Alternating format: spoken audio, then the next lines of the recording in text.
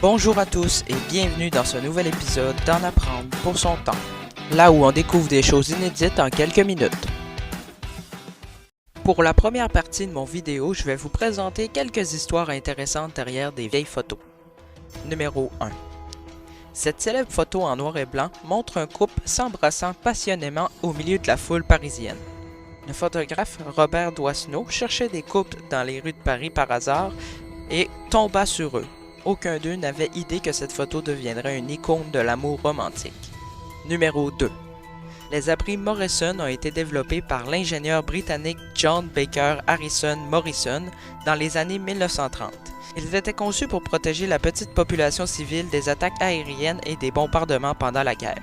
Les abris Morrison ont été largement répandus sur tout le Royaume-Uni et ont été également utilisés dans d'autres pays pendant la guerre.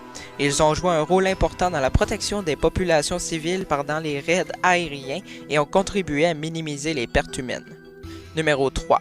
Cette cage à bébé est un abri à l'ossature légère et grillagée conçu comme une extension amovible d'un logement, destiné au séjour de très jeunes enfants afin qu'ils prennent l'air quelque temps.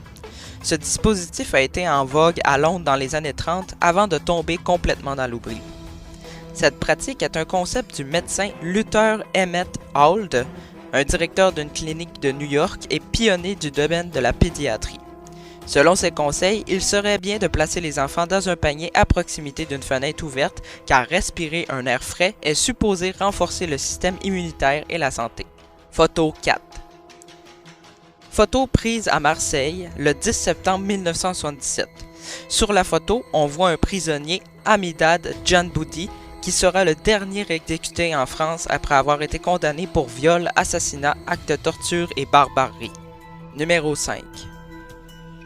Voici une invention astucieuse qui consistait à planter un clou à la base d'une bougie dans un réceptacle en métal. On allumait la bougie avant de se coucher et quand celle-ci se consumait jusqu'à l'endroit choisi par l'utilisateur, le clou tombait, actionnait une petite cloche et le tour était joué. Après ça, vous pouvez mettre plusieurs autres clous, comme ça, ça vous fait des snooze.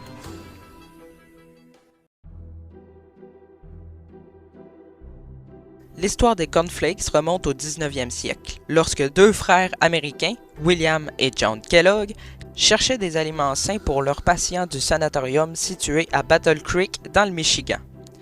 En 1894, William Kellogg a fait une découverte accidentelle.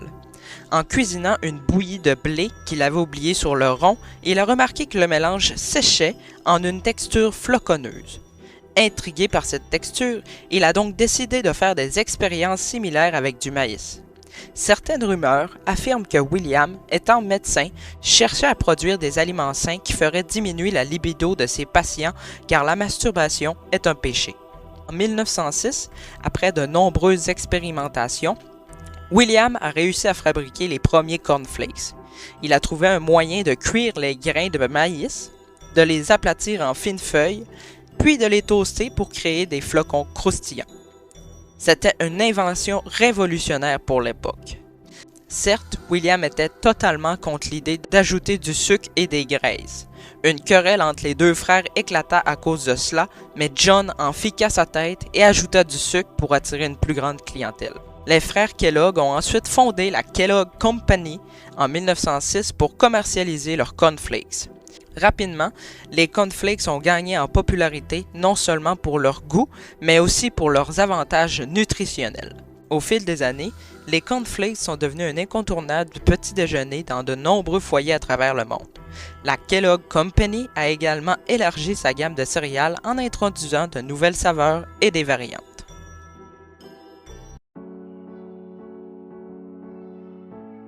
L'ornithorynque, également connu sous le nom de platypus en anglais, est une créature fascinante et étonnante qui intrigue et captive l'imagination des gens du monde entier.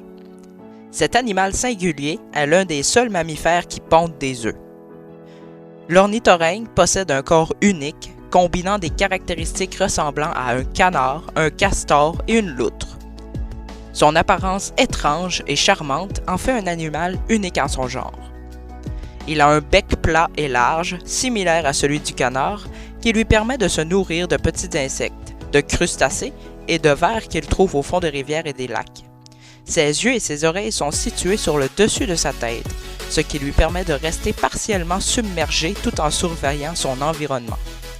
Le corps de l'ornithorynque est recouvert d'une fourrure dense et imperméable, ce qui en fait un nageur incroyablement habile. Il possède également des pattes palmées, ce qui lui permet de nager rapidement et agilement sous l'eau.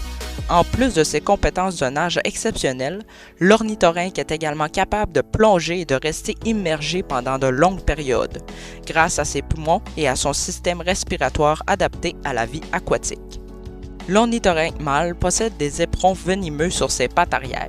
Ces éperons contiennent du venin qui est utilisé principalement lors des combats entre mâles pour établir la dominance territoriale ou pour attirer l'attention des femelles pendant la saison de reproduction. Le venin de l'ornithorynque est unique en son genre car il contient une combinaison de différentes toxines. Cependant, bien que le venin puisse provoquer une douleur intense chez les humains, il n'est pas considéré comme mortel. Malheureusement, cet animal emblématique de l'Australie est menacé par la perte de son habitat naturel, la pollution et la chasse illégale. Des mesures de conservation sont mises en place pour protéger cette espèce unique et assurer sa survie à long terme. En conclusion, l'ornithorynque est un animal extraordinaire qui défie les conventions et nous rappelle la diversité étonnante de la nature.